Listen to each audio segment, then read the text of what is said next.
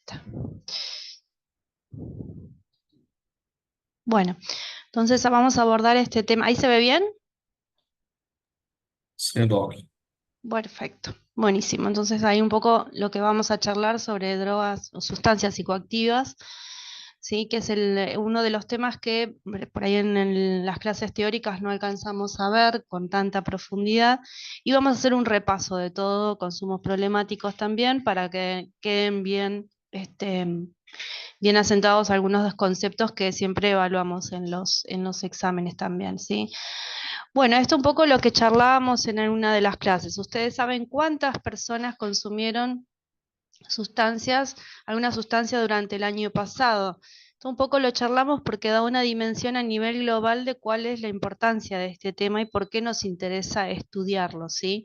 En escala mundial, más de 296 millones de personas consumieron drogas en el año 2021. Esto aproximadamente se mantiene y se sostiene durante los últimos años, y las encuestas y estadísticas alrededor de drogas tienen algunas características porque, bueno, son difíciles de realizar a nivel poblacional y a nivel regional, les diría, ¿sí? En nuestro país es bastante complejo poder realizarlas, pero bueno, para tener una idea, y siempre es bueno tomar algunas estadísticas a nivel nacional e internacional.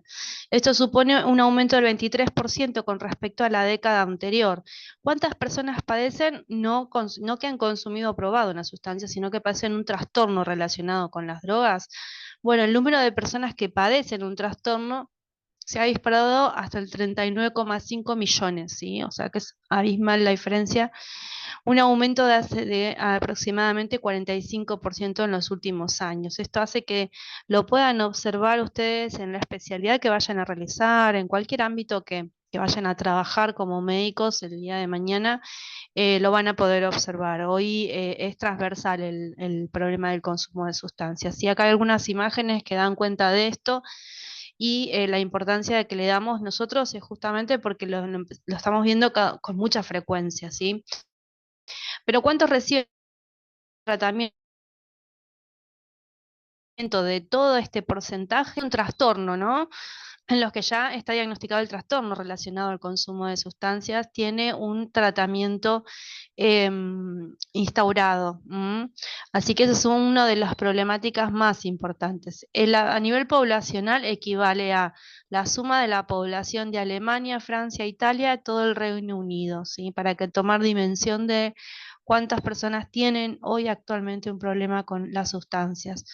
Esto es como resultado de una presencia en los medios de comunicación de la comunidad médica, y la sociedad entera empezó a mostrar interés por el fenómeno de las drogas de diseño, estas sustancias que creo que se hicieron muy populares en los últimos años debido a diferentes factores, ¿sí? Uno muy importante tiene que ver con la información y de dónde se rescata la información, sobre todo para las personas que consumen.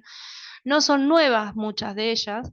El incremento del consumo en la población adulta llegó a generar alerta en las autoridades porque están más accesibles, son más fáciles de conseguir, y muchas se utilizan en fiestas recreativas, ¿sí?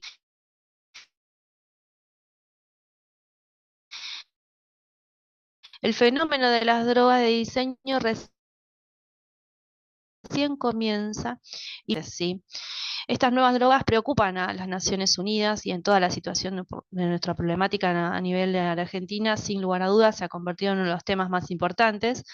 El uso indebido de la ketamina como una de las sustancias que estamos estudiando ha sido reportado en relevamientos locales, y notablemente en los dos países más grandes del Cono Sur, como Argentina y Brasil, el uso se ha incrementado radicalmente, ¿sí? Por primera vez en la historia, el número de nuevas sustancias psicoactivas identificadas, alrededor de 250, ¿sí? Supera el número de sustancias psicoactivas bajo control. Estas son las sustancias que son conocidas y han sido estudiadas. Muchas de ellas son psicofármacos, fármacos, o han tenido alguna indicación farmacológica, ¿sí? Y se han sido luego prohibidas y restringidas, y actualmente este grupo de sustancias, de nuevas sustancias psicoactivas, las superan. Por eso es muy importante conocerlas y tener una idea de cómo vamos a evaluar a los pacientes intoxicados. El propio informe mundial nos advierte que el sistema de fiscalización internacional de drogas está fallando por primera vez ante la rapidez y la creatividad del fenómeno de estas sustancias psicoactivas. O sea, hay una creciente producción de estas sustancias que hace que los sistemas de control en los países sea escaso y nulo, ¿sí? Que no las puedan ni siquiera llegar a detectar.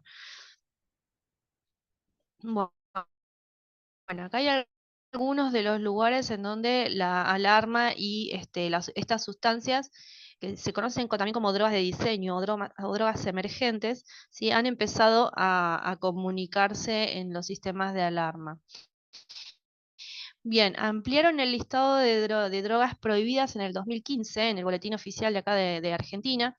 Esta nueva lista fue publicada en el boletín donde habían 33 variantes de N-Bome, que es una de las nuevas sustancias psicoactivas, muy potente, ¿sí? El GHB, la metilona, la butilona, el popper y otras variantes, y el cannabis sintético. O sea que en nuestro país ya desde el 2015 se vienen ampliando todos los sistemas, todas las, digamos, informes que dan cuenta de que estas sustancias están circulando, pero no se pueden llegar a poder, digamos, poder identificar, ¿sí? Entonces la ONU tiene en espera la actualización de 400 sustancias sintéticas que se venden en mercados narcos de diferentes países y por el momento el organismo internacional recomienda el control de 243 sustancias. Imagínense la cantidad de sustancias que son, que en muchos lugares en los laboratorios están muy restringidos a la capacidad de poder detectarlas, ¿sí? Y esto da cuenta un poco de cuáles fueron algunos antecedentes en nuestro país que quiero que conozcan, sobre todo alumnos que por ahí están un poco más alejados de Buenos Aires, pero que seguramente han visto en los noticieros y les ha llegado la información de esta fiesta electrónica en donde fallecieron cinco jóvenes, ¿sí? Producto de consecuencia del uso de este tipo de sustancias psicoactivas. La combinación de ellas ha sido de gran letalidad en este caso. Y también lo que se da en algunas fiestas de este tipo es que se liberan, por decirlo de alguna forma, a este tipo de mercados nuevas sustancias psicoactivas, lo que hace que se empiecen a probar, ¿sí? En la población. ¿Dónde encontramos la información sobre el consumo de sustancias psicoactivas? Esto lo han visto seguro con los docentes en las clases. Hay fuentes internacionales y nacionales. Muchos de estos casos no aplican a toda la población de nuestro medio, ¿sí? Las internacionales son el Informe Mundial de Drogas, el Informe Español y los informes del NIDA, que son estadounidenses. Entonces, estas van a darnos una información muy global acerca de qué se está consumiendo en el mundo, cómo es la forma de control, qué cuadros clínicos vamos a encontrar. Y después tenemos algunas nacionales como el Observatorio de la Cedronar, bueno, algo de información que recabamos en el Hospital Fernández, y hay otros registros y subregistros. También, estos son los oficiales, ¿sí? Acá les estoy dejando de dónde informarse de forma oficial. Luego hay algunos lugares o sitios de información extraoficiales que ustedes van a ver y sobre todo circula mucho en las redes, ¿no? En información por ahí de grupos, de fundaciones o de lugares que no tienen ninguna validez, pero que los mismos usuarios muchas veces se encargan de subir información para poder dar cuenta de lo que se está consumiendo e incluso en algunos lugares también hacen testeo. Eso es importante porque nos va a informar de qué es lo que está circulando en la actualidad, ¿sí?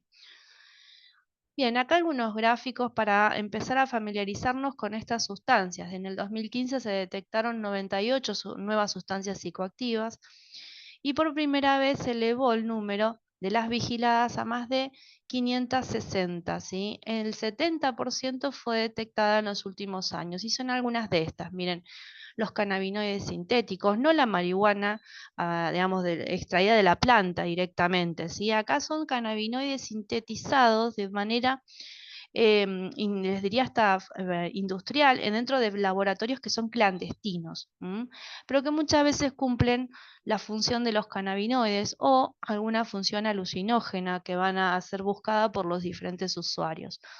Así también pasa con las catinonas. Las catinonas sintéticas también han sido muy, muy utilizadas. Son algunas de las que vamos a ver que dan cuadros serotoninérgicos más graves. Estas fueron algunas de las encontradas en la fiesta electrónica de Time Warp y circulan todavía en nuestro medio. Y luego tienen las feniletilaminas, las triptaminas, opioides sintéticos, ¿sí? Benzodiazepinas, y las piperidinas y pirrolidinas, las piperacinas, que estas son más antiguas, no han sido, digamos, tan modificadas en los últimos años, por eso el uso es menor, ¿sí? Son sustancias que se vienen encontrando hace ya varios años. Y después están otras sustancias que acá dentro empiezan a haber algunas que todavía son desconocidas para nosotros y que se han empezado a sintetizar. Dentro de las que mencionamos, las catinonas sintéticas son el segundo grupo de vigilancia más activas después de los cannabinoides sintéticos. Esto a nivel mundial, ¿sí? Y desde el 2008 se han detectado más de 160 cannabinoides sintéticos. Miren la curva exponencial desde el 2005, cómo aumentó exponencialmente el uso de estas sustancias, ¿sí? Bien, los grupos de mayor nivel socioeconómico en general son más propensos a utilizar este tipo de sustancias psicoactivas porque hay algunos factores que tienen que ver con la accesibilidad a esto, ¿sí? Al iniciarse en el consumo de drogas de menor nivel socioeconómico, pero estos últimos son los que pagan el precio más alto, dice el informe, y tienen más probabilidades de caer en ya lo que sería para nosotros un consumo problemático, ¿sí? De largo plazo. Hay un gran mercado, un gran número de estas nuevas sustancias psicoactivas. Acá hay una síntesis anual de cuáles fueron algunos de los hechos más importantes. Y en el 2010 se comunicó por primera vez la existencia de cannabinoides sintéticos. Entre el 2012 y el 2014 aumentan las sustancias de este mismo grupo. En el 2014 ya hay sintetizadas 66 y en el 2015 75 tienen una tendencia ya más diferente. Un grupo de catinonas sintéticas que se informó por primera vez que fue casi igual que el de los cannabinoides y se informó por primera vez opioides sintéticos. Imagínense que los opioides ya, los que están en la sede de Buenos Aires han visto este tema. Son, digamos, de las drogas de consumo más antiguas, ¿sí? En el mundo, y que actualmente se estén utilizando los sintéticos es algo muy novedoso, porque da cuenta de la posibilidad de que se sinteticen nuevos cuadros y que se generen nuevos cuadros, ¿sí? Y las benzodiazepinas como sedantes. Esto se escapa totalmente de la producción farmacológica, tanto de opioides como de benzodiazepinas, ¿no? El Informe Mundial de Drogas del 2023 advierte sobre esta crisis de convergentes a medida que los mercados de drogas ilícitas siguen expandiéndose. Además de todo esto, sucede que también hay personas que se inyectan estas sustancias que son más superior al cuadro clínico, ¿no? Los tratamientos son más agresivos y hay intervenciones que son insuficientes para poder tratarlos.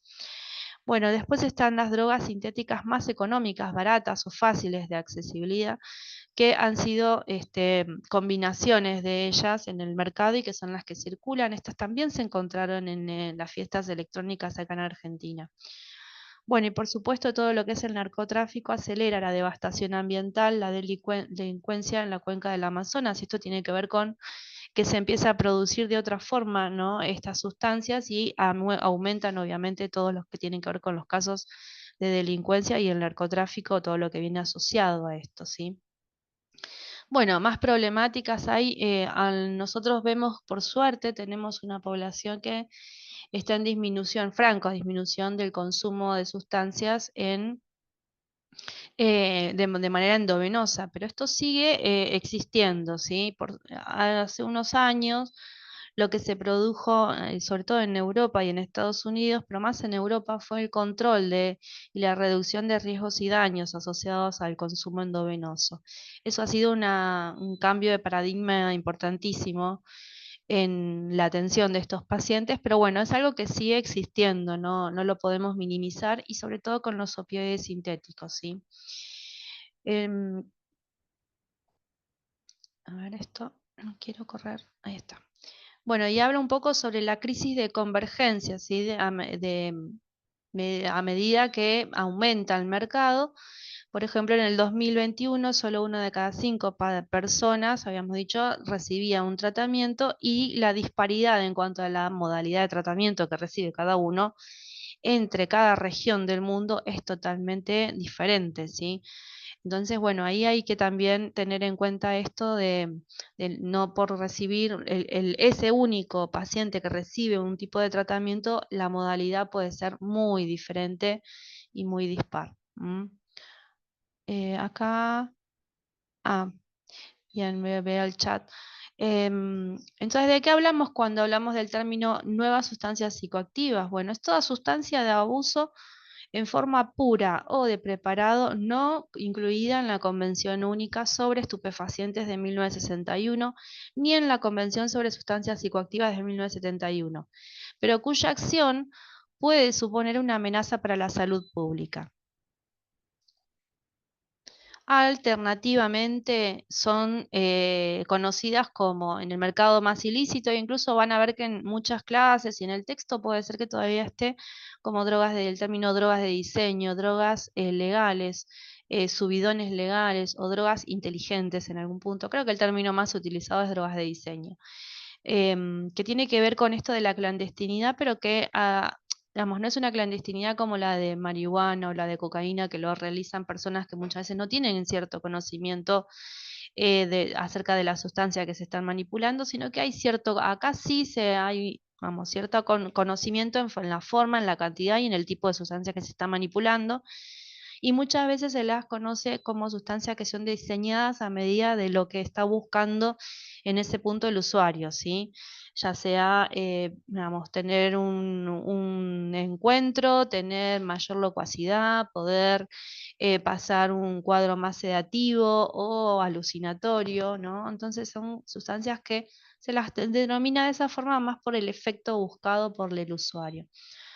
La UNOC ha propuesto una definición un poco más clara sobre estas sustancias, que son sustancias de abuso, ya sea en forma pura o en preparación, que no están controladas por esta convención del 61 y que pueden suponer una amenaza para la salud pública. Bueno, las drogas de nuevas o de síntesis, muchas son de antaño conocidas y utilizadas en la práctica médica e incluso en la veterinaria.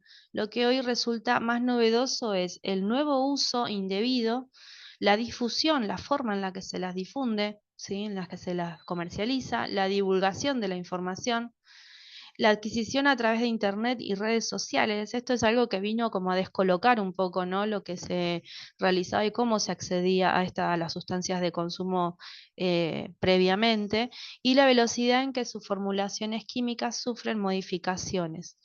Eso es objeto de manteniendo las mismas sus propiedades psicoactivas, eludir la ilegalidad. Esto significa que en muchos casos se trata o se intenta, ¿sí?, evadir un poco estos convenios internacionales para que no queden enmarcadas como una droga ilícita, y al no estar dentro de los convenios y al no poder estar dentro digamos, de los criterios de seguimiento de los diferentes países, quedan dentro de lo que no es ilegal, ¿sí? En los grupos o términos encontrados son estas que mencionábamos, ¿no? Drogas emergentes, drogas de diseño, euforizantes legales, productos químicos de investigación. Bueno, como todo esto se lo puede llegar a encontrar si ustedes buscan en internet o en artículos de investigación o en las redes, en la web. Em, o sustancias que aparecen en el mercado en un momento determinado, porque también tienen como muchas en su uso en el mercado, tienen un momento o un grupo, se utilizan y se ponen de ciertas modas, diría, ¿sí? Como una novedad en la disponibilidad, el uso o la síntesis de ellas. De estas sustancias muchas se las realiza y utiliza o se las formula dentro de muchas de estas fábricas que tienen estos equipamientos. Si uno se imagina a veces en las series de esta tipo, la que se puso de moda como Breaking Bad, no sé si la han visto, em, pero en realidad son lugares en donde hay equipamientos de muchas farmacéuticas que han quedado en desuso. Es por eso que las pastillas tienen cierta forma, les dan un sello que digamos, le transmite un poco de, entre paréntesis, seguridad, o entre comillas, seguridad, porque es de ese grupo, ¿sí? De personas que lo está fabricando, y para la persona usuaria eso da cuenta de cierta seguridad en lo que están consumiendo, pero bueno, sabemos que no es así. Estas fábricas, estas máquinas realizan alrededor de 50.000 pastillas por hora, así que la cantidad para producir es impresionante, ¿no? De un producto que no, generalmente no está regulado en ese momento. Las categorías de nuevas sustancias vendidas en el mercado, bueno, esto resume un poco las que estuvimos viendo hasta ahora, ¿sí? Acá están algunas de las más importantes, y sobre todo me interesa que también conozcan las formas y las vías, ¿no? Para la atención del paciente intoxicado, las vías en las que se las consume actualmente. Entonces, en forma de comprimidos, de polvos, en forma de gránulos, pero la mayoría vienen como están viendo acá, en forma de cápsulas, ¿sí?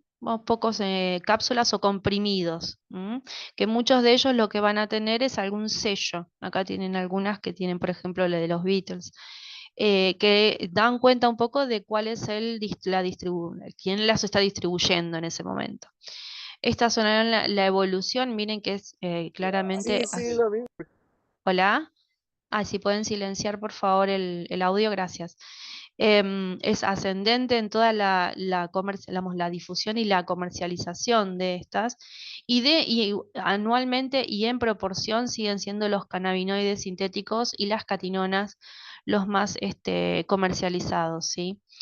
También las piperacilinas, las benzodiazepinas y los opioides sintéticos también son muy utilizados. Acá están un poco según la clasificación, según los efectos psicoestimulantes, y dentro de ellos me interesa que recuerden todas las anfetaminas, que son las que ustedes ya conocieron y vieron en la clase, ¿sí? Y después tienen todas las catinonas.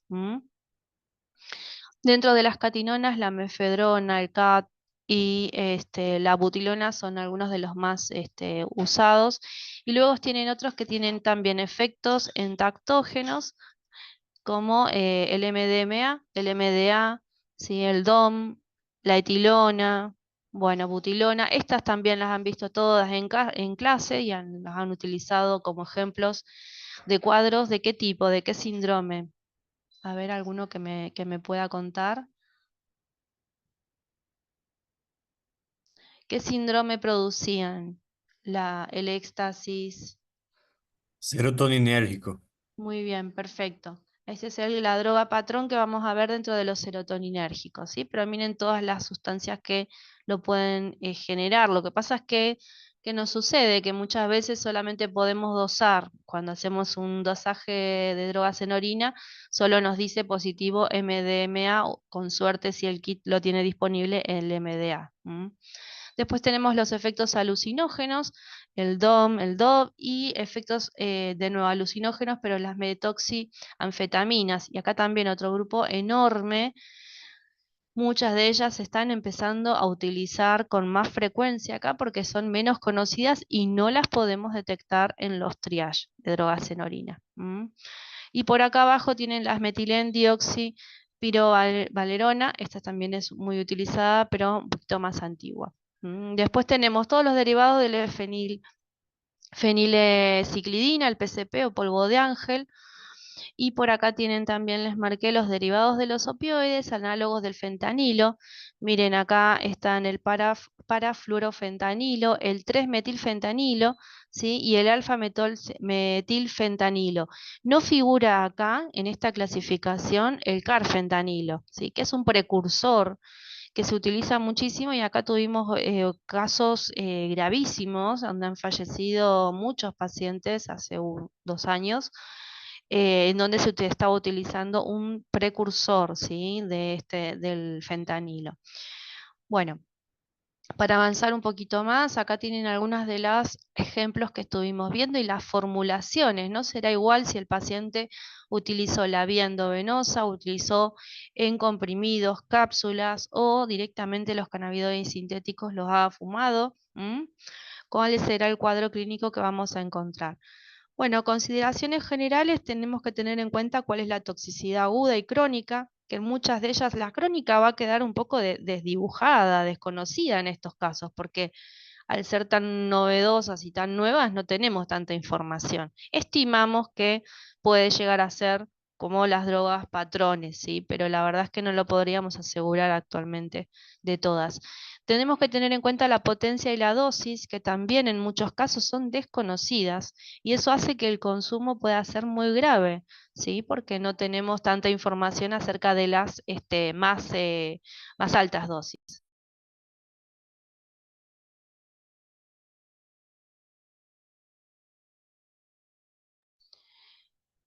Bien, y después tenemos la presencia de contaminantes tóxicos que también son desconocidos. En algunos casos, saben, con cocaína tenemos algunas, digamos, cierta información de cuáles son los adulterantes que se ven, pero acá en este caso no tenemos tanta información de los adulterantes.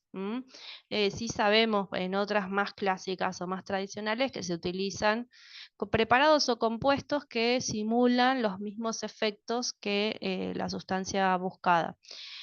Otro problema que habíamos dicho es que la venta es a través de Internet, negocios y tiendas de conveniencia. Las vías de administración, que son fumada oral, vía intranasal, dérmica o incluso rectal en algunos casos, ¿sí? Desde 1910 que se empezó a utilizar la heroína como drogas de abuso. Bueno, después acá un poco la cronología en cuanto a cuáles fueron las que se fueron utilizando y se han incluso puesto en muchos momentos de moda, ¿no? En la historia. Y acá tenemos un poco cuáles han sido las últimas, ¿sí? Cannabinoides sintéticos, el 12B, N-Bome, la feniletilamina y los opioides sintéticos. Todo esto es lo que se nos está empezando a venir a nosotros, ¿sí? Cronológicamente, algunas de las fiestas y eventos más importantes a nivel internacional, les diría, pero bueno, hay acá algunos nacionales también como la Time Warp. Acá ven que están Éxtasis, PMMA, y GHB y Popper fueron algunas de las que se encontraron. Hay una página, en realidad es una organización, Energy Control, que pueden seguir. Me parece que esta es dentro de todas las que publican información, la más, digamos, recomendable, ¿sí? Esta realmente la recomiendo que la sigan para que puedan informarse sobre lo último que está sucediendo o que se está circulando en España. Y acá un poco les mencionaba que en este informe del 2015 ellos habían encontrado PMMA en la concentración que variaba, ¿no? Entre 35,4 y 262 miligramos. Fíjense en qué amplio que es entre uno y otro, y eso tiene que ver con la falta de calidad de control de esto. Y justamente estas organizaciones que tienen reducción de riesgos y daños lo que hacen es una suerte de control de calidad de esto, diciendo si realmente tienen el producto buscado por los usuarios o son una combinación, y alertan acerca de esto, ¿sí? Pero bueno, acá con estas sustancias psicoactivas nunca es un producto, siempre es la mezcla de varios de ellos. Bueno, con esta problemática hay lo que les contaba, la reducción de riesgos y daños es una de las más importantes. Otros proponen análisis de drogas del evento. Hay reactivos químicos que digamos, son muy utilizados para esto. Van cambiando la coloración de la muestra, y lo que va un poco alertando acerca de cuál es la disponibilidad de lo que se está utilizando en ese momento, y de esa forma le dicen al usuario si lo va a consumir o no, o si tiene alto riesgo de tener un cuadro grave, ¿sí? Bueno, un poco el patrón de consumo de todas estas sustancias, es muy importante tener en cuenta cuál es el patrón. No estamos hablando de sustancias como cocaína o alcohol o marihuana incluso, que tienen un patrón de consumo muy habitual en algunos casos y en los que está muy marcado el paciente que hace una intoxicación aguda, un consumo único, de los que tienen una problemática, un trastorno más grave, ¿no? Son los pacientes que habitualmente consumen diariamente. Acá hay patrones de consumo de tres tipos, podemos resumirlos en recreativo, el experimental y el de sustitución, ¿sí? En este caso ya sí son un poco más graves. en los casos que hay cuadros ya con más dependencia de estas sustancias y que además tienen comorbilidad. ¿M? Los recreativos y los experimentales son los habituales que ingresan en las guardias. Tienen que ver por ahí con probar una sustancia distinta o muchas veces falta de información, ¿no?, que tienen disponibles para poder saber qué es lo que están consumiendo. En muchos casos, como les contaba, lo que se da es una combinación de las nuevas sustancias psicoactivas. Y esto también nos descoloca un poco, porque en realidad nosotros siempre estamos un poco, incluso ustedes en las clases lo van a ver así, van a ver una clase sobre cocaína, una clase sobre marihuana, una clase sobre opioides, bueno, por ahí tienen ahí un grupo muy grande, ¿no?, de sustancias dentro de los opioides, pero en general lo vemos o por sistemas o síndromes o por sustancia patrón. Y este tema descoloca un poco porque en realidad es una combinación de varias sustancias psicoactivas, ¿sí? Muchas de ellas cumplen la misma función buscada, pero la realidad es que no estamos tan seguros y no tenemos la certeza por la falta de disponibilidad de análisis. Bueno, acá tienen algunos de las combinaciones más muy frecuentes. Van a ver que por ahí hay anfetaminas, metanfetaminas, catinonas con anfetaminas, acá cocaína con una anfetamina, y incluso acá agregan cafeína, ¿no?, que podríamos decir, bueno, podría ser un adulterante en ese caso. Bueno, las cuestiones es muy importante de salud pública. ¿Por qué? Porque muchas de ellas no son ilegales, entonces tenemos ahí un grave problema. Esto obviamente para la parte de regulación y legislación, no para el que lo está atendiendo y recibiendo en la guardia, pero tengamos en cuenta que de qué tipo de sustancia estamos hablando, ¿no? Siempre decimos, bueno, se pueden dividir en legales o ilegales, y dentro de las legales, el alcohol a la cabeza es la que más problemas nos genera, ¿sí? Ahora, estas plantean no, digamos, te sacan de la caja, porque en realidad tampoco son ilegales, pero sin embargo sabemos que pueden generar muchísimo daño. Se pueden sintetizar fácilmente. La realidad es que con conocimientos básicos de química lo generan, no son seguras en el consumo por todas las características que hemos visto y se difunden a través de nuevas tecnologías. Hemos visto también que hay formas de clasificar a las sustancias en psicoanalépticos, que son todos los estimulantes, los psicolépticos como depresores y los psicodislépticos como alucinógenos. Todos estos van a producir diferentes alteraciones, ¿sí? Sobre todo el cuadro o lo buscado por los usuarios es a nivel del sistema nervioso central o la percepción de lo que se está recibiendo como información en ese momento, ¿sí?, que es lo más utilizado, lo más buscado por ellos. Pero después nosotros vemos en la clínica de la intoxicación otras consecuencias y secuelas. Esto, lo que generan estas sustancias, tienen capacidad de tolerancia y dependencia. Y eso hace que se autoadministren durante un tiempo más prolongado del que el paciente quería al inicio, ¿sí?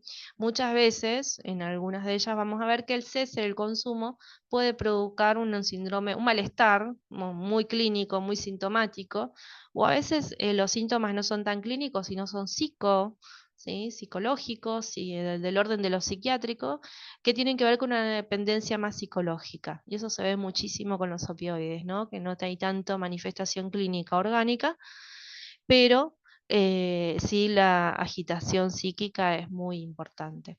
Acá de nuevo, ¿cuáles eran los grupos? Los psicolépticos. Dentro de ellos tenemos los más conocidos, ¿sí?, alcohol, ansiolíticos y todos los neurolépticos anticonvulsivantes.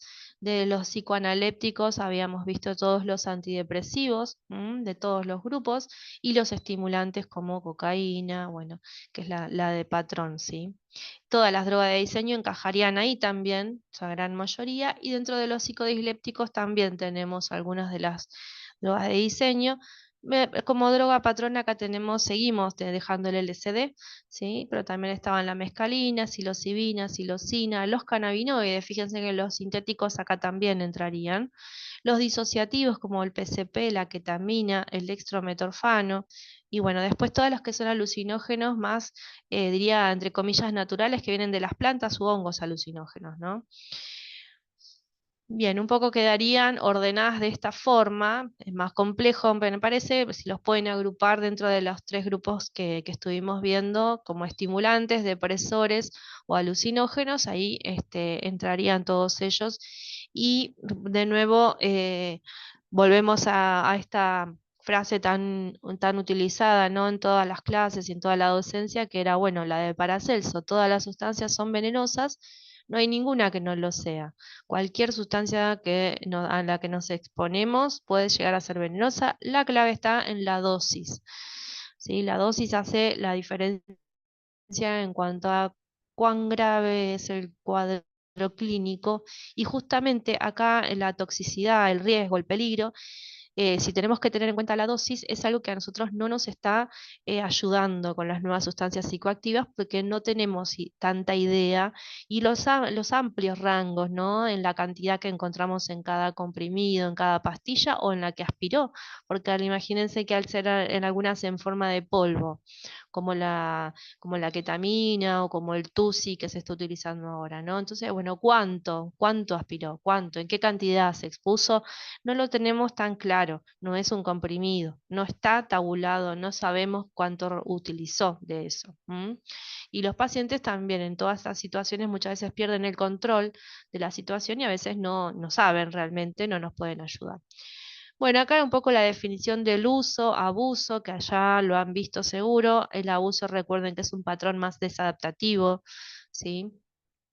Ya ha trastocado algunas de las áreas de la persona, y ya cuando hablamos de dependencia o drogodependencia, según los criterios del DSM, acá ya también es un patrón también desadaptativo del consumo de una sustancia, que hay un deterioro y un malestar clínicamente significativo. Acá tenemos tolerancia y tenemos dependencia cuando hay una supresión de la sustancia.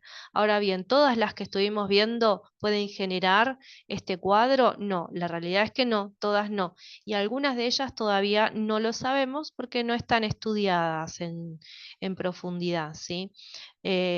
Sabemos que los opioides sintéticos pueden producir todos los cuadros clínicos, la dependencia y el síndrome de abstinencia.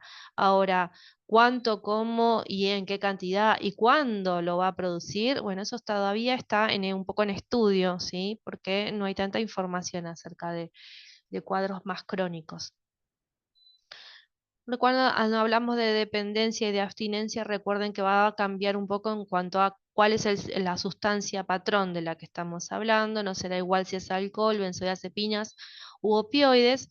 Tengan en cuenta que siempre tratamos de poner estos ejemplos para que quede bien claro cuál es el más grave. Si yo les pregunto por ahí cuál es el síndrome de abstinencia más grave o que produce mayor daño, deterioro a la persona o compromete más el cuadro clínico, de esas tres sustancias, ¿cuál sería? ¿Qué les parece? A ver, alguno que pueda responder.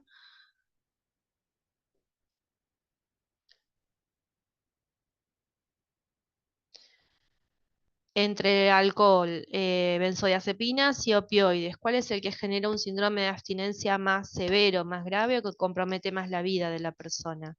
¿Qué les parece? El opioide, profe. A ver, ¿quién más opina? ¿Dijeron opioide?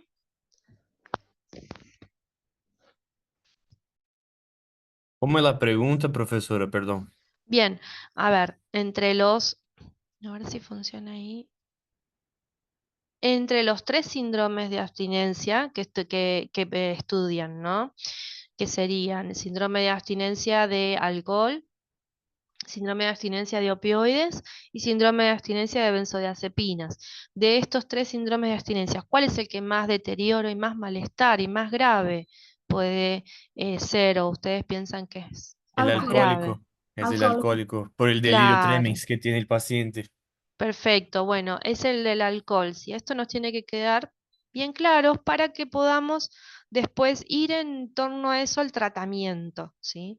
El tratamiento es muy importante en ese caso porque va a implicar que sea un poco más agresivo, más fuerte, más imperativo en el caso del opioide, del síndrome de abstinencia por alcohol, que como bien dice el compañero, puede desencadenar un delirium tremens que compromete muchas veces la vida del paciente con convulsiones, con cuadros de sangrado. Bueno, es muchísimo más grave que el de benzodiazepinas, ¿sí? Y el de opioides que va a tener un síndrome de abstinencia que pasa más por el orden de lo psíquico. Bueno, acá tienen un poco cuáles son estos 3 cuadros grandes clínicos de abuso, dependencia y trastorno por consumo de cada uno de ellos y los síndromes de abstinencia, cuando vamos a encontrarlos. Y recuerden esto de que vamos, apartado de adicciones o de drogodependencia o consumo problemático siempre implican conductas de búsqueda de la sustancia, que van a implicar la pérdida del control en el uso de la misma, ¿sí? Que al principio seguramente era un uso limitado el que se esperaba, y luego ya esto se pierde y el paciente empieza a perder noción del riesgo al que se expone en la búsqueda de la sustancia, que hay un uso compulsivo que muchas veces no puede frenar, y un uso continuado a pesar del daño, y cuando hay deseo irresistible hablamos de craving, que podía ser de 2 tipos, ¿sí? El craving tipo 1 y el tipo 2. El de tipo 1 que se asocia a el placer posterior al uso de la sustancia, y el de tipo 2 que es un uso que se le da a la sustancia para evitar los síntomas negativos, para suprimir los síntomas negativos de la discontinuación de la misma, ¿sí? Todo esto hace que la recaída y la tasa de recaída en estos casos sea muy alto, aún después de años de consumo. Por eso el tratamiento en general de estos cuadros de más crónicos, de cualquiera de estos abusos de estas sustancias, siempre hablamos que no menos de un año de tratamiento, porque en la cronicidad estas vías quedan ya bastante dañadas, asociadas, y pueden volver a reactivarse, ¿sí? Hay muchos factores que van a condicionar el consumo de sustancias, que tiene que ver con el tipo de sustancia, por supuesto la dosis bien asociada ahí, el tipo de sustancia, la dosis, el individuo, no cualquier persona tiene características para poder hacer un uso problemático de una sustancia, y el ambiente que nos condiciona, ¿sí? Las sustancias, diferentes tipos de sustancias tienen diferentes tipos de refuerzos. Esto tiene que ver con la capacidad de producir mayor sensación placentera posterior al uso y mayor probabilidad de que esa sensación el individuo la quiera repetir durante varias veces. Eso es el refuerzo positivo. El descenso brusco en los niveles de sangre por la rápida eliminación o la no existencia de metabolitos activos provoca una situación de un malestar físico y de ansiedad, y eso es el refuerzo negativo. Entonces se empieza a sentir síntomas negativos por la supresión, por la baja en el nivel plasmático de esa sustancia o de un metabolito que se haya generado, y eso hace que yo vuelva a querer buscar la misma sustancia para mantener elevado ese tono, ¿sí? De sensación placentera. Después hay potencial adictivo, que es el refuerzo positivo más el negativo, que va a ser la suma de los dos, y eso para cada sustancia es diferente. Por ejemplo, una de las sustancias que más difícil de controlar es, y que claramente nos ha traído muchos problemas, y lo ven en un montón de materias, es el tabaco, ¿no? El tabaco es de las legales, dentro de las legales, de muchísimo uso, y muy difícil de controlar esto, porque la sensación placentera que produce el fumar, con todo lo que viene alrededor, hace que tenga un refuerzo positivo muy alto. Bueno, ahí tienen algunas, la nicotina dentro del tabaco, la heroína, ¿no? Con el refuerzo positivo. El individuo tiene factores de vulnerabilidad asociados, que son factores biológicos y psicológicos. Bueno, el sexo masculino tiene una carga genética, ¿sí? Más asociada al consumo problemático, y hay polimorfismos genéticos para cada sustancia, están súper estudiados, sobre todo para alcohol se ha estudiado muchísimo. La personalidad, el grado de estabilización emocional y la presencia de psicopatología está asociada a esto. y sobre todo una etapa en la vida de las personas que es la adolescencia. Es un factor de riesgo debido a las características del proceso madurativo psicológico. Hay más sensibilidad y especial en lo emocional, pero además hay una poda neuronal que va a hacer que esas nuevas neuronas estén, si están afectadas o vamos, en ese momento reciben mayor carga de consumo por parte del individuo, van a quedar más asociadas a esto, ¿sí? Y el contexto social es de gran importancia, el entorno familiar, el ambiente disfuncional, poca comunicación en el ambiente, la falta de límite, falta de toma de decisiones por parte de los hijos, la legislación permisiva está asociada al aumento del consumo, la actitud social, consumista y liberal también, la publicidad es un factor indiscutido, ¿sí? Asociado al consumo. Bueno, después hay faltas de información que eso está siempre, ¿no? Asociado a cuando una persona está poco informada acerca de los riesgos del consumo de alguna de estas sustancias, hay más chances de que caiga en probar alguna de estas. Bueno, ahí tienen los tres factores más importantes. ¿Cuáles son los mecanismos fisiológicos? Hay un sistema, todo esto está regulado por un sistema cerebral de recompensa, en donde las drogas van a ejercer un efecto reforzador positivo, ¿sí? Esto va a hacer que, sobre todo en animales, está muy estudiado en las ratas, que este sistema de recompensa hace que el animal vuelva a utilizar la misma sustancia durante un tiempo muy prolongado. ¿Y por qué? Porque estas sustancias van a generar liberación de ciertos neurotransmisores en algunas zonas, que son las que están mencionadas acá, sobre todo el área tegmental ventral, el núcleo accumbens, la corteza prefrontal y el hipotálamo lateral. En estas zonas hay vías dopaminérgicas que integran los sistemas mesolímbico y mesocortical, y estos van a actuar en fenómenos de motivación, emoción y fenómenos de activación motora. O sea que hay una asociación con lo emocional, una asociación con lo motor, con cómo nos manejamos en ese momento de consumo. Han visto esto, se ve muy bien con el tabaco, por ejemplo, la persona que a la mañana se levanta y asocia lo motor, que es la preparación del momento de fumar, con el café, asociado a algún tipo de actividad, ¿sí? O después del almuerzo, con lo emocional, con lo que evoca eso, por cuál es el motivo que desencadena y cuál es el efecto buscado, ¿sí? Posterior al consumo. Después hay otras áreas que también están todas asociadas. Este gráfico me gusta y se los dejé, los que estuvieron en la clase también, porque bueno, son las zonas en donde se van a liberar estos neurotransmisores y son las que justamente se van a ver más dañadas, ¿no? Con el consumo. Sobre todo, recordemos la corteza prefrontal, el núcleo accumbens y el área tegmental ventral.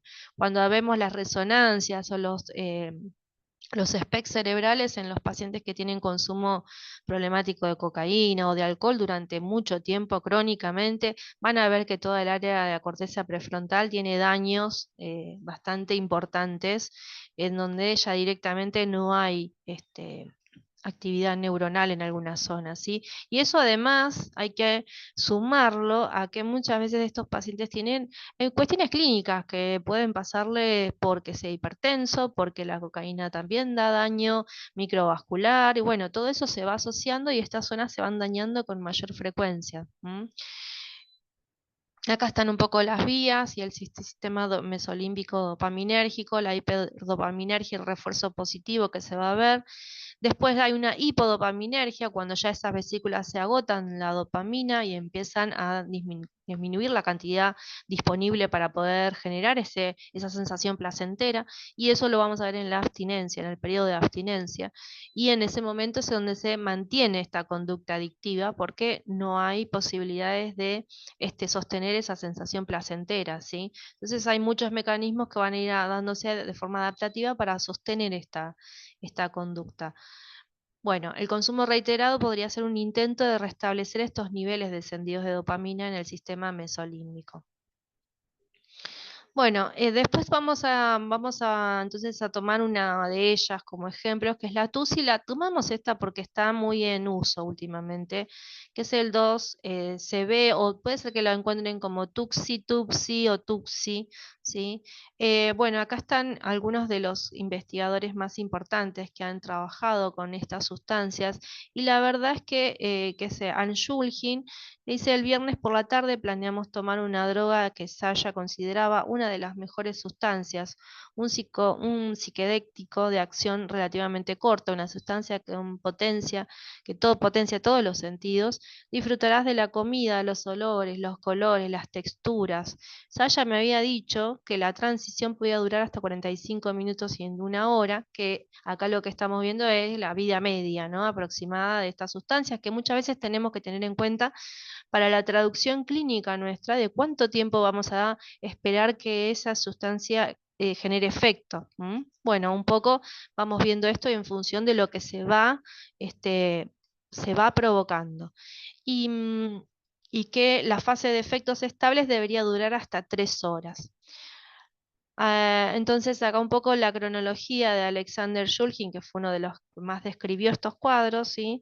A los 16 miligramos fueron probando en distintas cantidades, las cosas eran visualmente ricas, a pesar de encontrarme bajo los efectos de la sustancia, sabía que no llamaba mucho la atención. A los 20 miligramos, decía, el efecto de la droga me llegó de forma de mosaico de colores, que tendían hacia los tonos dorados y rosas, las formas se hicieron más curvadas, más orgánicas, y empecé a percibir ondas de energía fluyendo a través de todo. ¿Se imaginan que es toda una experiencia alucinatoria la que describe él, que tiene que ver con la liberación de ciertos neurotransmisores en estas zonas que nosotros estábamos charlando, ¿sí? Y a los 24 miligramos, o sea que acá importantísimo también lo que va marcando él con, bueno, cuál es la dosis, ¿sí?, que fue progresivamente mayor, y el efecto se va asociando a la progresión en el incremento de la dosis. Me encuentro totalmente dentro de mi cuerpo, soy consciente de cada músculo y nervio de mi cuerpo. La noche es extraordinaria, con luna llena, increíblemente erótica, tranquila, exquisita, casi irresistible, ¿no? Bueno, las experiencias alucinatorias de este tipo están lleno la bibliografía. Esta es una de las más conocidas, y es dentro de lo que nosotros vemos cuando escuchamos a un paciente que tiene problemática con estas sustancias, son las que están los efectos buscados por los pacientes, ¿sí? La realidad es que muchas veces, por supuesto, no saben a qué cantidad tienen de cada una de ellas, y por lo tanto no podemos asegurar que vayan a tener ese tipo de experiencias alucinatorias, ni ellos ni los que producen este tipo de sustancias. Por eso es clave la dosis acá. Bueno, las series 12 son agentes de diseño, las feniletilaminas, que tienen un anillo sustituido. Acá tienen un poco la estructura química. Por supuesto, no les vamos a pedir en los exámenes ni en los trabajos que presenten que describan cuál es la estructura química, pero sí es importante tener en cuenta que muchas de ellas va a tener este anillo benzólico, ¿ven? Un anillo que está muy presente, así como está presente en la serotonina. Y esto es importante porque cualquier sustancia que vaya a estar implicada en receptores serotoninérgicos va a poder ser unida y ligada y va a tener efectos de ese estilo, ¿sí? Y acá a la derecha tienen todos los tipos, miren la cantidad que hay de la serie 2C, ¿no? O sea, 12B, C, D y así sucesivamente. Esto en realidad es un poco la modalidad en la que se las comercializa. ¿Por qué? Justamente para evadir todo lo que es lo legal. Entonces, por ahí, cuando ya se sale una normativa en donde el 12B es ilegal, bueno, ya están sintetizando la siguiente y la siguiente y así sucesivamente. Probablemente la mayoría de ellas, todas tienen el mismo efecto en este caso, pero la realidad es que, imagínense que para nosotros sería muy complejo poder determinar todas las sustancias, prácticamente imposible. ¿Por qué tantas? Entonces, para evadir un poco la legislación y expandir sitios de venta, ofertas como alternativas legales en fiestas rave, en internet, hay mayor intensidad de efectos específicos buscados, como en este caso los alucinógenos, que es lo que estábamos charlando recién, y evitar efectos no deseados. La forma de presentación, acá son pastillas, polvos, cápsulas o de forma líquida. Esta es la menos frecuente igual, en general son pastillas o en polvo. Y las vías de administración, como se imaginan, es oral o esnifada. El inicio de acción es bastante, intermedio, les diría. Solo la esnifada es rápido porque recuerden, como en caso de cocaína, se absorbe directamente en la mucosa nasal. El metabolismo y la eliminación acá también es hepático, a través del lado de metilación y las enzimas MAO. Y el mecanismo de acción tienen afinidad por los receptores 5-HT2 y por el receptor alfa adrenérgico. Por lo tanto, acá también voy a esperar que clínicamente el paciente se presente con un cuadro serotoninérgico, porque estos receptores son muy potentes serotoninérgicos. Dependiendo del subtipo específico de receptor, tendrán efecto agonista o antagonista. Y hay información acá de nuevo muy limitada que sugiere como otro mecanismo la inhibición de la recaptación de las monoaminas, como la noradrenalina, la dopamina y la serotonina. Bien. Tienen combinación de efectos estimulantes, psicodélicos y entactógenos. Esto, ¿se acuerdan qué es? ¿Alguno que alguna que me cuente? ¿De qué se trataban estos efectos psicodislépticos? No me funciona la cámara, disculpen. Y entactógenos. ¿De qué se trataba Sería esto? lo de alucinaciones visuales, ¿no? De alteraciones de las sensaciones, ¿no? Que se puede sentir el ruido, por ejemplo, el sonido.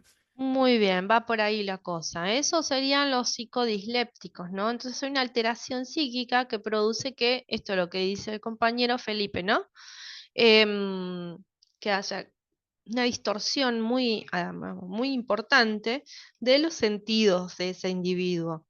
Esos serían los psicodislépticos, poder oler la mesa, por ejemplo, poder, no sé, ver distorsiones visuales, poder sentir, tener sensaciones placenteras. Bueno, y los entactógenos, que los han visto con MDMA.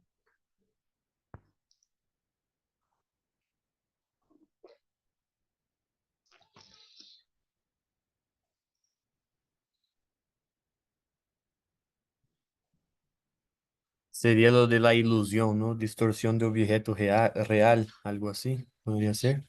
Bueno, ahí no tanto, porque eso sería también psicodisléptico, es la distorsión de un objeto visual, que lo pueden dar como una ilusión o como una alucinación, ¿no? Ahí. Pero los entactógenos tienen que ver con esta sensación placentera al estar en contacto con otras personas. Esto es muy utilizado en el caso de las fiestas rave o en las fiestas electrónicas, en donde hay un grupo muy grande de personas y están muy reunidos, entonces hay mucho roce y el efecto entactógeno es un efecto placentero que se da a partir de esto, ¿no? Y esto lo dan típicamente las sustancias psicoactivas. Yo creo que no lo han cursado, no lo han visto en otras materias, que tengan la capacidad de poder alterar la percepción de esa persona, de ese individuo, al estar en contacto con otras personas. La verdad es que no hay muchos fármacos que puedan generar esto. En dosis bajas incluso. No estamos hablando de personas que vayan a terminar en la guardia, sino que justamente al ser en dosis muy bajas son los efectos buscados y son muy efectivos para el usuario, ¿no? Bueno, acá un poco esto, ¿no? Las bajas dosis tienen efectos estimulantes, aumento de las percepciones visuales, auditivas y táctiles sobre todo. En dosis moderadas ya hay alucinaciones y en dosis mayores hay alucinaciones que acá ya no es lo que buscan las personas que utilizan esto, ¿no? No, nadie quiere consumir y pasarla mal, tener una sensación desagradable. En general son sensaciones placenteras las que se buscan. Síntomas simpático-miméticos como taquicardia, hipertensión, hipertermia, miren ya convulsiones, ¿sí? O delirium. Y después tenemos los toxíndromes asociados, simpático-mimético, alucinógeno, serotoninérgico. Lo que vamos a ver con las nuevas sustancias psicoactivas es un predominio de alguno de ellos. Puede ser que digamos, la que predomine en su efecto genere más serotoninérgico que simpático-mimético, o que por momentos se genere más un serotoninérgico y luego esto vaya diluyéndose en el tiempo. Hace 2 semanas tuvimos una paciente que ingresó por un cuadro serotoninérgico franco, fue tratado y después evolucionó con un simpático mimético, leve ya, ¿no? Post tratamiento. Entonces esto va a ir variando un poco dentro de la clínica y sobre todo esto que Desconocemos muchas veces el impacto al no haber tantos estudios poblacionales. Bueno, complicaciones severas y muertes reportados es el delirio agitado. Estos probablemente se los hayan mencionado con cocaína porque es un cuadro muy específico asociado a la cocaína, ¿sí? En intoxicaciones graves, severas, un delirio agitado fatal por cocaína se encuentra ya incluso en el abordaje forense, ¿no? En la descripción forense. Pues son pacientes muy graves que generalmente fallecen en el lugar. El abordaje terapéutico, en este caso, siempre vamos a iniciar por el ABC, en un ambiente calmo, que es muy difícil de encontrar en la guardia realmente, con escasos estímulos sensoriales, así que se imaginan que es bastante complicado en la atención de urgencia no tener estímulos sensoriales. Generalmente el monitor está sonando todo el tiempo, hay varios pacientes, hay entrada de pacientes todo el tiempo en la emergencia. Bueno, eso hay que tratar de lograrlo o minimizar todos los estímulos.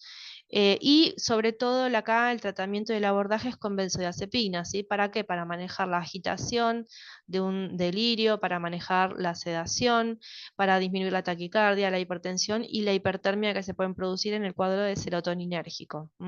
Acá trataríamos como si fuera un serotoninérgico grave. Después la hipertermia también podemos utilizar, además de las benzodiazepinas, medios físicos, la fluidoterapia, y evaluar la necesidad de otras medidas, ¿sí?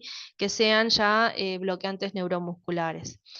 Además, hay una controversia en cuanto al uso de neurolépticos por las complicaciones cardíacas, la hipertermia y el cuadro neuroléptico maligno que pueden llegar a generar, ¿sí?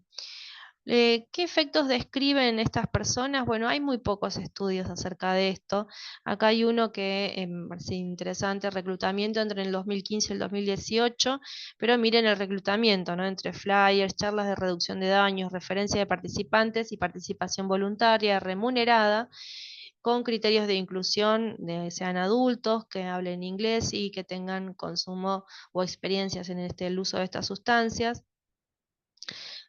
Había entrevistas poco estructuradas y un abordaje abierto con escasa información respecto a la correlación entre la dosis, la vía de administración y los efectos. Y muchas veces los participantes mismos son primero que son estudios poblacionales muy bajos, ¿no? No es lo mismo, se imaginan cuando ustedes estudian cardiología o la aprobación de algún fármaco, son estudios inmensos para aprobar un fármaco. Con drogas de abuso en general acá tienen el N de participantes, en este caso 39, son bajos los casos, son reportes de casos o muchas veces son encuestas que se les realiza a los pacientes. Por lo tanto, la forma, ¿sí? Y la información que se recaba es bastante poca y escasa. Pero acá están algunas características, los pacientes, la edad, el género y algunas características de lo social y cuáles fueron las más utilizadas, ¿sí? En este caso acá están discriminadas y también se les pudo hacer una determinación.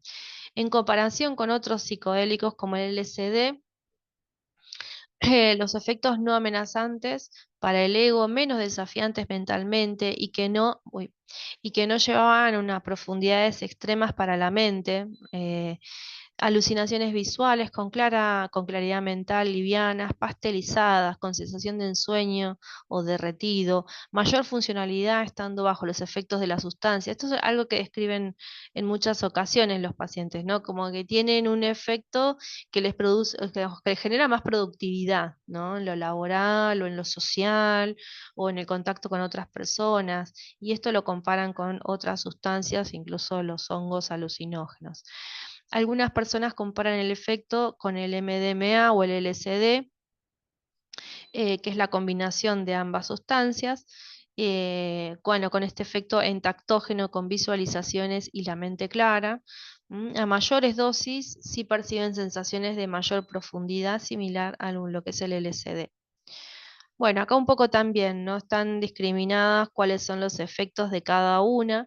Está en el 12B Fly, que es una cruza entre el LSD y el MDMA, más energizante que el LSD, con aspectos visuales más cercanos al MDMA, pero con colores más vívidos y brillantes. Esas son algunas descripciones de usuarios, ¿sí? Pero fíjense que como que ronda en torno siempre a una alteración de la percepción de la visión y de las sensaciones que van teniendo.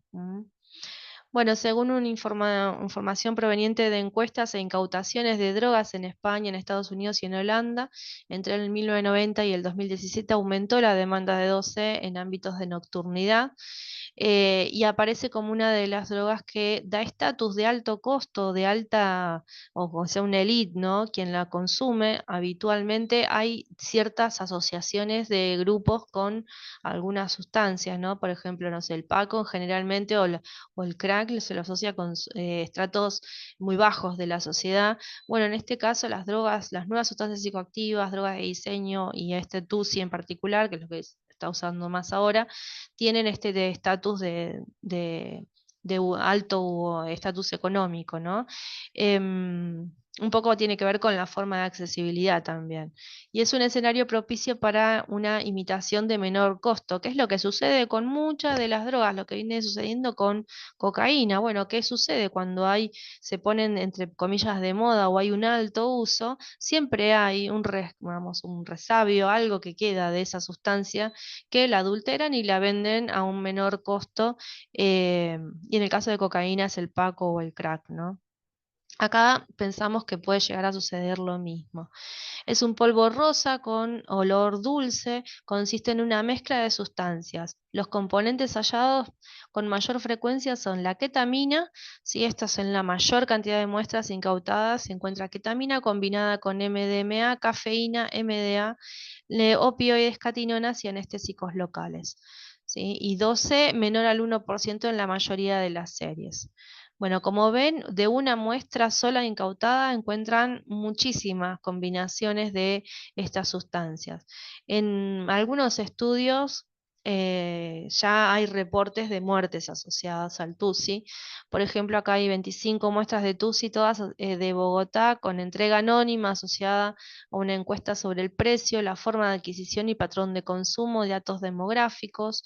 Hay una consolidación del TUSI en el 76% de las muestras entregadas por menores de 30 años, y hay una presentación en forma de polvo para esnifar en todos los casos. La coloración que le dan es vamos, para llamar un poco la atención y diferenciarlo de cocaína, pero habitualmente le dicen cocaína rosa esto.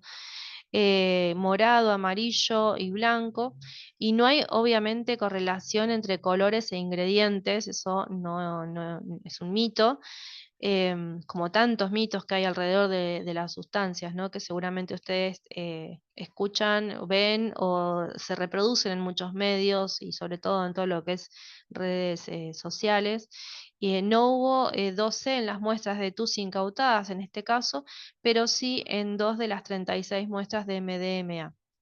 Entonces acá un poco también están todas las sustancias, miren la cantidad de sustancias que se encuentran en las muestras, ¿no? Incautadas, sobre todo acá cafeína, ketamina, MDMA, pero también siempre hay algunos anestésicos, analgésicos, opioides, el levamisol también, que lo habíamos visto para cocaína, ¿no? Como uno de los adulterantes más importantes, y bueno, después otras que son de menor relevancia. Es el nuevo producto, según el Informe Mundial de Drogas, es un nuevo producto relacionado con la ketamina en América Latina. En Colombia ya hay estudios de 228 muestras con 71% de ketamina. En Chile también el 99% ketamina y 2C. Y en Argentina ketamina y MDMA. Esto es lo que vemos habitualmente en la guardia del hospital, ¿sí? La mezcla y incluso lo podemos testear cuando se hacen los testeos y se da habitualmente ketamina, MDMA y en algunos casos alguna anfetamina. Y bien, entonces, bueno, ahí está un poco la forma de la presentación, algunos reportes de información que circulan también, de nuevo, algunas páginas que son importantes, porque sí está la información bastante chequeada y hacen un buen trabajo. Energy Control también está muy, muy bien en ese sentido, tienen información más detallada y la verdad es que si lo siguen esa página tiene bastante información y da cuenta un poco de cuál es el aumento del consumo en esto, ¿sí? Hay varios reportes, bueno, el nivel de informativo estalló en los últimos, les diría en los últimos años después de la pandemia, el consumo de esto, donde más se empezó a utilizar y a ver, y ellos lo que encuentran es esto que les contaba, es una combinación de más de ketamina, de más del 50% en todas las muestras, asociado ya sea a MDMA o algún otro adulterante, que ahí ya entran cualquiera de las sustancias que estuvimos viendo, muchas son cafeína. También les dan información a los usuarios acerca de qué deben realizarse y sobre todo esto del testeo, ¿no? Que lo puedan testear. Esto no está permitido en nuestro país. En algún momento hay algunas asociaciones, fundaciones de reducción de riesgos y daños que hacen una suerte de promoción, pero de forma no, digamos, autorizada, ¿sí? De testeos no está autorizado y después sí hacen muchas charlas, información a los usuarios y esa distribución de kits y cosas así, pero la verdad es que esto también tiene que estar enfocado para una cierta población, ¿no? No puede ser abierto a cualquier persona y no es prevención primaria, eso tampoco. Bueno, bueno, y acá algunas palabras sobre MDMA, ¿sí? En los años 80 comienza a utilizarse como una droga recreacional en las fiestas rave. Tiene propiedades sí, euforizantes, esto es lo buscado por los usuarios, estimulantes, anorexígenas, alucinógenas, entactógenas y empatógenas. Produce en total tolerancia, dependencia física y psíquica también. Y la forma de patrón de consumo seguramente las han visto en la clase, pero habitualmente es de uso inhalatorio o vía oral en comprimidos. Los dibujos tienen ciertos dibujos que te dan cuenta de un poco de quién las está vendiendo, del dealer, y la dosis habitual es 1 o 2 comprimidos hasta 150 miligramos. Tienen habitualmente una dosis letal de 500 miligramos. También tiene sus adulterantes, como hemos visto con todas las drogas de diseño y el inicio de los síntomas buscados y no buscados es alrededor de la media hora post-consumo.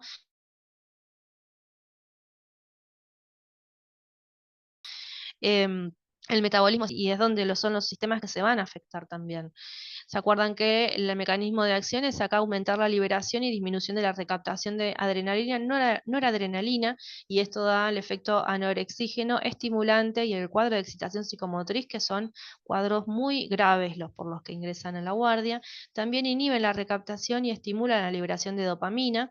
Esto es lo que genera la conducta estereotipada que vemos habitualmente en las fiestas rave, ¿no? Seguramente si fueron o si ven algunos videos de las fiestas van a ver que todos bailan más o menos al mismo ritmo durante un tiempo muy prolongado. Eso es una conducta estereotipada en muchos casos que se da bajo los efectos de esta sustancia. Porque hay una hiperestimulación por las luces, por el estímulo del contacto, por la sustancia y bueno, esto se mantiene y se sostiene durante muchas horas. Estas fiestas duran varios días inclusive en algunos lugares.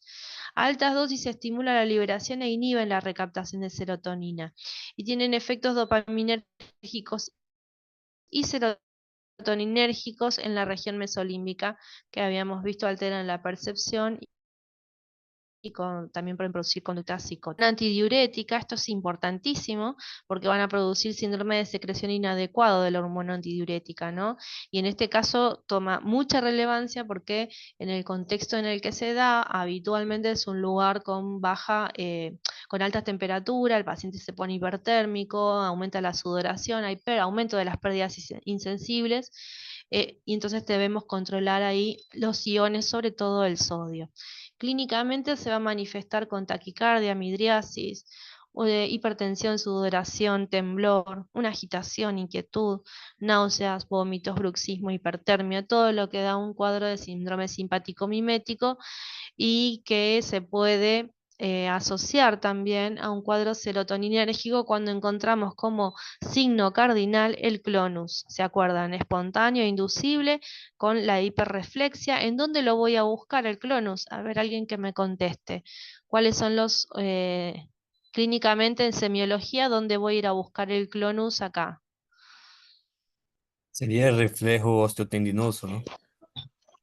Muy bien, ¿y en dónde? Si yo tengo el paciente enfrente, lo tengo que revisar, ¿dónde lo voy a observar? Puede ser patelar, por ejemplo. Muy bien, sobre todo el clonus y la hiperreflexia la voy a observar en miembros inferiores. Eso es clave, que lo anoten, que lo busquen. El diagnóstico de síndrome serotoninérgico es clínico, no hay ningún estudio, ¿sí?, que ustedes puedan solicitar para diagnosticarlo. Es clínico. Acá brillan ustedes con sus manos y su semiología. Van a ir a revisar reflejo patelar, reflejo rotuliano, van a ver cómo está aumentado ese reflejo, van a ir a revisar la cabeza, van a ver si tiene nistagmus, le van a hacer maniobras para evaluar el nistagmus. En los cuadros más graves los pacientes no van a colaborar. Generalmente no se puede hacer tan claramente el nistagmus porque uno le dice seguí la lapicera o seguí no sé, lo que le den para que siga con los ojos y el paciente puede estar desorientado, estuporoso y no lo van a encontrar. En los cuadros más graves el clonus es espontáneo, así que lo van a ver. Es imposible que no lo revisen y no lo vean, ¿sí? Así que acá este diagnóstico es clínico, a mí me encanta cuando hacen un diagnóstico de síndrome serotoninérgico porque implica que uno tiene una buena base clínica previa. Y después lo van a confirmar cuando ustedes juntan todos los signos y síntomas y lo confirman con el laboratorio. Hay complicaciones gravísimas de este cuadro. Bueno, sin ir más lejos, al principio de la clase les conté que habían antecedentes históricos. La fiesta de Time War, por ejemplo, es uno de los más recientes en donde se vieron estas complicaciones gravísimas, ¿sí? Sobre todo las alucinaciones que comprometen la vida de la persona, porque estas alucinaciones pueden ser terroríficas, entonces pueden ser que no se expongan a situaciones de riesgo por no tener juicio alterado. Las convulsiones y deterioro del sensorio secundario a la hiponatremia por SIJA, la hepatotoxicidad, neurotoxicidad, la rhabdomiólisis con fallo renal agudo, la coagulación intravascular diseminada, empiezan a sangrar y es imposible detener los sangrados, y bueno, el paro cardiorrespiratorio. Para todo esto tenemos que hacer estudios complementarios, ¿sí? Vamos a pedir el laboratorio, monitoreando todo este cuadro clínico, ¿sí? Chequeando un poco cuáles son los sistemas y órganos que ya sabemos que se van a ver afectados en los cuadros graves y que voy a tener que estar muy atenta para corregirlo. Hacer un electrocardiograma y un screening de drogas en orina para poder confirmar mi sospecha diagnóstica, ¿sí? El tratamiento va a ser de sostén sintomático y habíamos visto, miren que no se modifica mucho del tratamiento previo, ¿no?, global de las nuevas sustancias psicoactivas. Acá lo que voy a tener que tener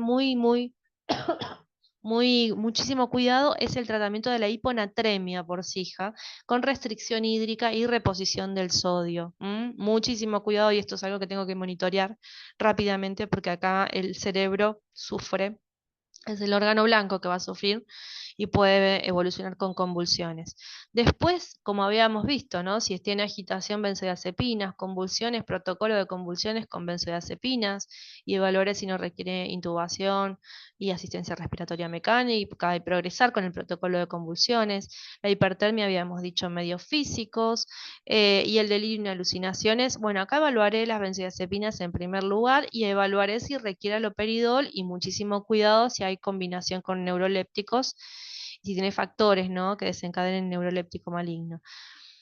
Bien, en el caso de que yo constate claramente un síndrome serotoninérgico, tengo esta sustancia, este fármaco que me va a ayudar, que es la cipreptadina y los relajantes neuromusculares. La cipreptadina para bloquear esos receptores.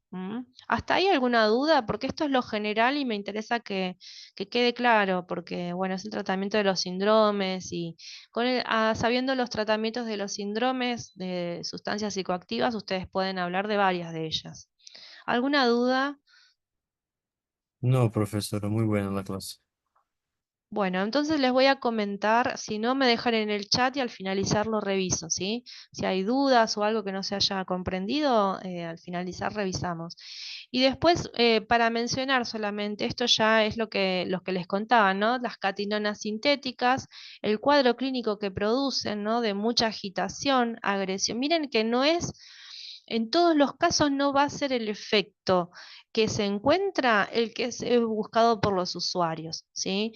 Los usuarios muchas veces decían, es un cannabinoide sintético. Bueno, seguramente me dará un cuadro muy similar a una marihuana habitual. Bueno, puede ser que al inicio a bajas dosis sí, pero acá en realidad vamos a ver cuadros de mayor agitación. ¿Por qué? Porque estos cannabinoides sintéticos, de nuevo, son prácticamente fármacos sintetizados y son muchísimos más potentes. Bueno, acá también de nuevo no tenemos tanta información, pero lo que sí se sabe es que producen estos cuadros de agitación, agresión, ansiedad, pensamiento paranoide, ¿no? Que realmente es digamos, muy molesto para los pacientes, que también se ve mucho con cocaína. Después tenemos las catinonas sintéticas, que son muy conocidas y muy vendidas en internet.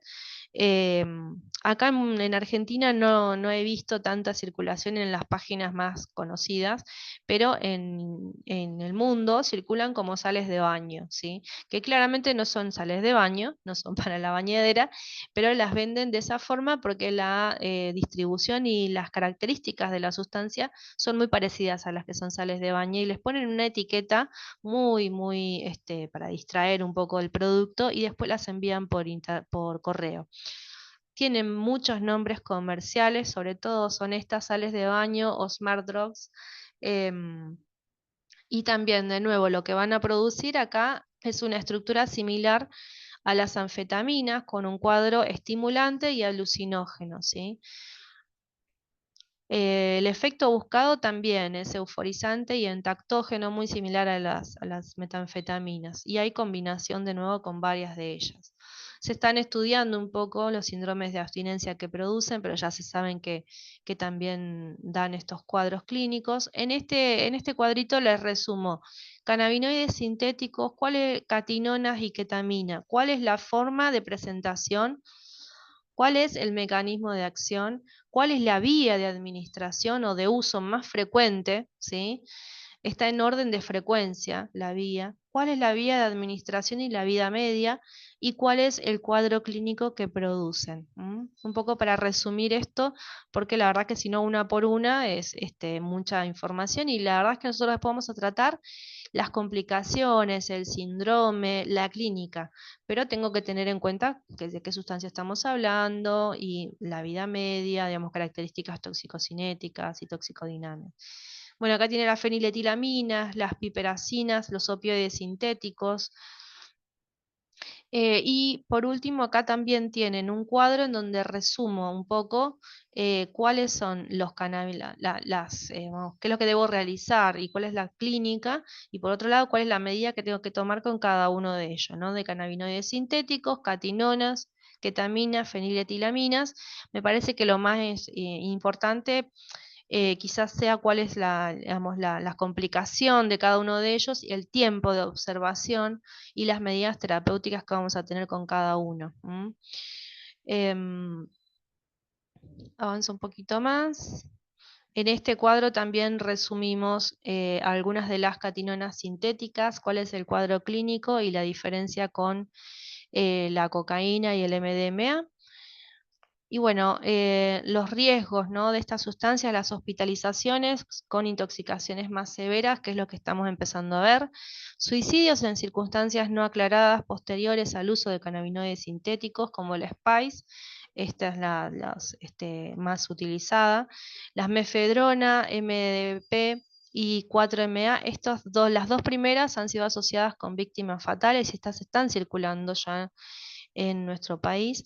Y la situación legal, bueno, los que les contaba, ¿no? Como hay un control en donde claramente vamos atrás del problema en esta circunstancia, porque muchas de ellas van escapándose un poco a la vía y al control legal, así que ahí tenemos un tema como para seguir y ver cómo continúan las regulaciones. Un poco acá les menciona cuál es el número de nuevas sustancias psicoactivas notificadas al sistema de alerta temprana, que es un sistema de alerta que les va mencionando un poco cuáles son las nuevas, ¿sí?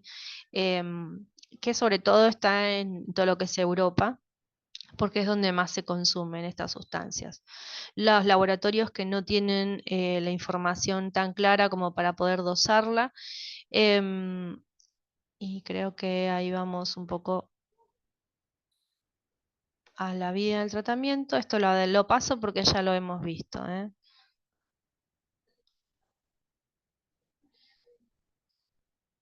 Sí, esto lo vimos.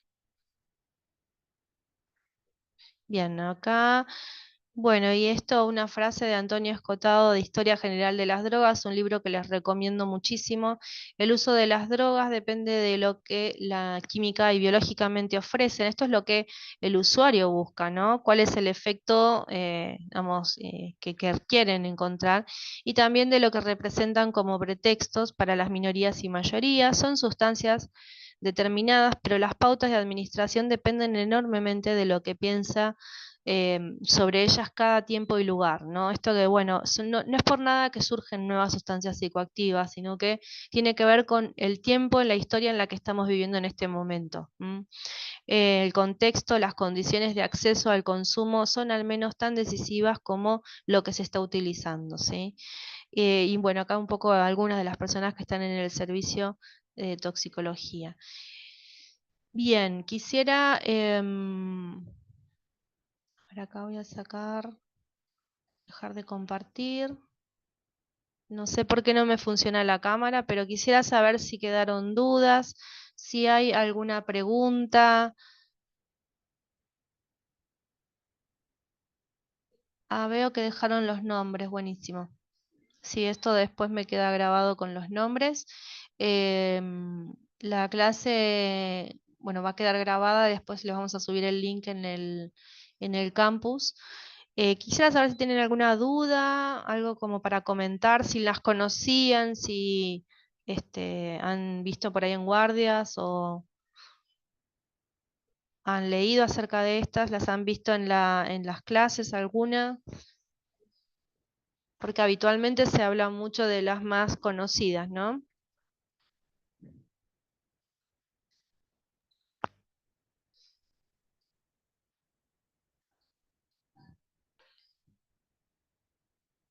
Bueno, si no hay dudas o preguntas, finalizamos acá. Espero que haya sido de utilidad y les vamos a acercar el link de esta grabación y además los próximos seminarios, como para que vayan agendando las fechas. Gracias, profesora. Muchas gracias, Buenísimo. Bob. Bueno, nos vemos.